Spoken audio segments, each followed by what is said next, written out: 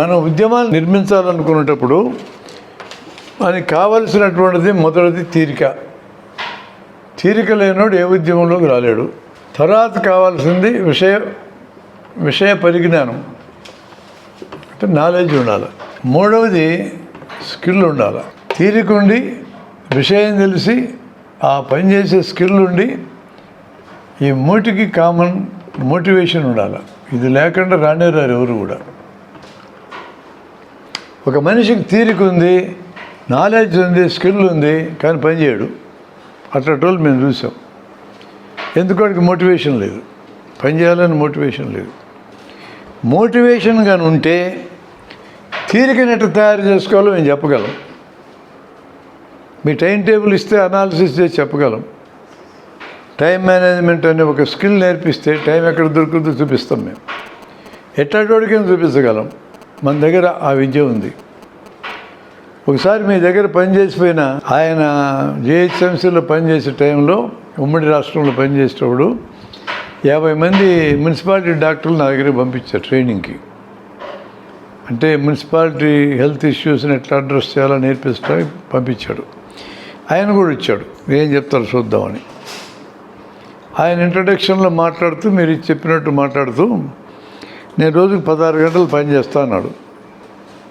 తీరిక లేదు నాకు, చాలా ఒత్తిడి ఉంటుంది నా మీదనే. ఆయనకు న్యాయంగా టైం మేనేజ్మెంట్ అనే క్లాస్ చెప్పాలి మేము. 1 గంట పడుతుంది చెప్పడానికి. అంత చెప్పే టైం లేదు.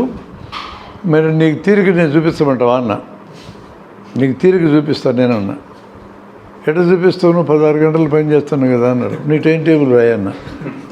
బోర్డు మీద టైం టేబుల్ రాయించా. ఆ టైం టేబుల్ అనలైజ్ చేస్తున్నా 4 గంటలు చూపించా. ఆయనకు అర్థం కాదు, ఎట్ట పట్టుకొచ్చినా 4 గంటలని. చూడు సార్, నువ్వు ప్రతి ఐటమ్ చెప్తున్నా కదా. ఆయన టీ తాగడం అర్ధగంట తాగుతున్నాడు. అర్ధగంట భోజనం టీవీ చూస్తూ ఉంటే అరగంట తినేవాళ్ళు ఉన్నారు. టీవీ చూడటం పక్కన పెడితే 5 నిమిషాలు తినవచ్చు. నెమ్మదిగా తింటుంటారు టీవీ చూసుకుంటూ. మల్టీ టాస్కింగ్ కింద భావిస్తారు. 2 పనులు ఒకేసారి అవుతున్నాయి కదా అని. ఇప్పుడు చూసే టీవీలో చూసే గొప్ప విషయాలు చూస్తారా అంటే అది ఉండదు. మన ఇళ్ళల్లో ఉండే మహిళలు అయితే సూపర్ స్టోర్లు సీరియల్స్ చూస్తూ ఉంటారు. ఇంకా సీరియల్స్లో పెడితే మొగుడు వచ్చింది కనపడదు, పిల్లలు వచ్చింది కూడా కనపడదు. అట్లాంటి సీరియల్ నడుస్తున్నాయి ఇప్పుడు. మనం చూసే ఎన్నోన్ని పనికొచ్చాయి. ఇరాను ఇజ్రాయెల్ యుద్ధం చూస్తారు. ఏం సాధించినారు మీరు చెప్పండి నాకు? వాడే ఏం చేయలేకపోయాడు, ట్రంపే. మీరేం చేస్తారు? అది ఎంతసేపు చూసి మీకు ఏమొస్తుంది? పూర్తి అనవసరమైన సబ్జెక్ట్ అది. ఈరోజు యుద్ధం జరుగుతుందా లేదా?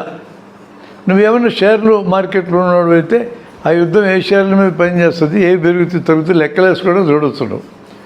అది కూడా ఒకసారి చూస్తే అర్థమైపోద్ది నీకు. గంటల వాళ్ళ అనాలిసిస్ నువ్వు చూసేది ఏంది? 1 గంట గడిపితే టీవీ దగ్గర అన్నాడు. అక్కడ దొరికింది. ఎన్ని గంటలు నిద్రపోతాం? 7 గంటలు అన్నాడు. నీ వయసుకు 7 గంటలు ఎందుకన్నా? నీ వయసుకు 5 గంటలు చాలు. ఇప్పుడు మన వయసుకు, నా వయసుకి అయితే 4-5 గంటలు చాలు. మీ వయసుకి 6 గంటలు. మీకంటే చిన్నోళ్ళు ఉంటారు, 25 ఏళ్ళ లోపోళ్ళు, 7 గంటలు నిద్రపోవాలి. చదువుకునే పిల్లలు 8 గంటలు నిద్రపోవాలి. అప్పుడే పుట్టిన పిల్లలు 20 గంటలు నిద్రపోతారు. నిద్ర తగ్గుతూ పోద్ది వయసు పెరిగే కొద్దీ. ఏం అలసటేం రాదు. అట్లా ఎత్తికి 4 గంటలు చూపిస్తే 16 గంటలు నువ్వు అర్జెంట్ ఇంపార్టెంట్ పెట్టుకోవద్దండి సార్, దెబ్బతింటారు. అన్నీ ఇంపార్టెంట్, అన్నీ అర్జెంట్ అని నువ్వు దిగితే సడన్గా మీ నాన్నకి బాగాలేదు, సీరియస్గా ఉందని వార్త వస్తే ఏం చేస్తావు నువ్వు? అన్నీ అర్జెంట్ ఇంపార్టెంట్ నువ్వు అకామిడేట్ చేయలేవు. అందుకని ఎవరి జీవితంలో అయినా అర్జెంట్ ఇంపార్టెంట్ గంట ఉండకూడదు జీవితంలో. నువ్వు 16 గంటలు పనిచేయ నాకు అభ్యంతరంలా. మిగతా 14 నుంచి 15 గంటలు ఇంపార్టెంట్ నాట్ అర్జెంట్ చేసుకుంటూ ఉండాలి. అది ఎప్పుడైనా టైం మేనేజ్మెంట్లో కీలకం. ఆయనకి ఆ విధంగా చెప్పాల్సి వచ్చింది. అంటే ఎట్లా మేనేజ్ చేసుకోవచ్చు అని చెప్పడానికి. ఈ 2 సబ్జెక్టులు కూడా ఇవి ఉంటే ఎగిరిపోతాయి. ఈ 3 నీకు ఉన్నా ఇది లేకపోతే పని జరగదు. మోటివేషన్ నీకుంటే తీరికను క్రియేట్ చేసుకోగలవు. మోటివేషన్ ఉంటే సబ్జెక్ట్ నేర్చుకోగలవు. మోటివేషన్ ఉంటే స్కిల్ నేర్చుకోగలవు. కాబట్టి మనం అందించాల్సింది మోటివేషనే. అంటే why I shall work for dash, అది why I shall work for, నువ్వు ఎంపిక చేసుకున్న ప్రొఫెషన్ కావచ్చు, నువ్వు ఎంపిక చేసుకున్న జనం కావచ్చు, నువ్వు ఎంపిక చేసుకున్న టార్గెట్ కావచ్చు, దానికోసం నేను ఎందుకు పని చేయాలా? ఆ వై అనే దానికి నీకు ఆన్సర్ రావాలి.